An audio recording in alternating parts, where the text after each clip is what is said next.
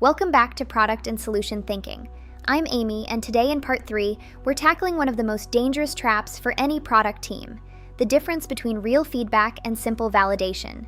In our last lesson, we identified exactly who we're building for. But once you know who they are, how are you learning from them?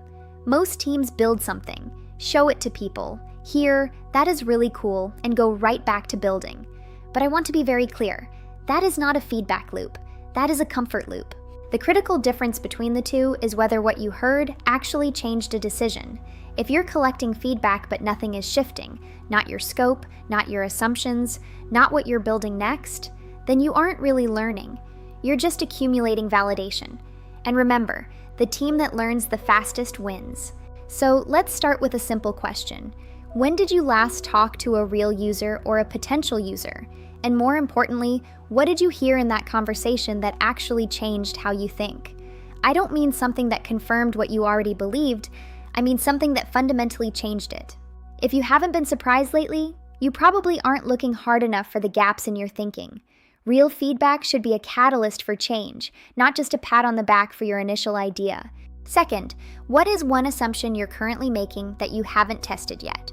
We all have them. Maybe it's about the problem, the solution, or the value. Once you identify it, ask yourself, what is the fastest way to test it this week? Hint, it's usually not by building something.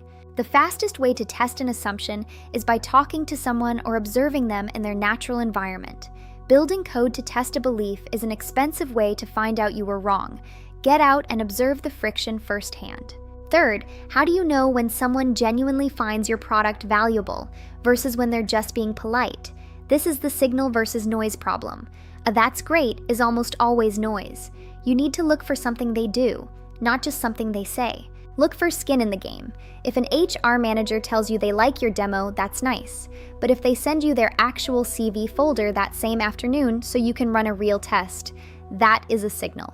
Signals are actions that demonstrate a commitment of time, data, or reputation. Let's look at the difference in reporting. A weak team says, "We showed our demo to 5 people and they all said they liked it." A strong team says, "We showed 5 HR managers. 3 liked it, but 2 asked to try it with a real job posting immediately. 1 even sent us their data." That is the real signal. The goal is not to collect feedback. It is to shorten the cycle between a belief and the evidence that confirms or breaks it. If your process is generating discussion but not changing your decisions, then your process is not working. It's time to break the comfort loop. So sit with that question. How has your product or direction changed based on what you've learned so far? If it hasn't, you might still be in the comfort loop. Join me in the next lesson as we asked, "Can you build this?" I'll see you there. To recap, seek evidence that changes decisions, test assumptions by talking or observing, and always prioritize signals over noise. Next up, Part 4, Can you build this? See you in the next lesson.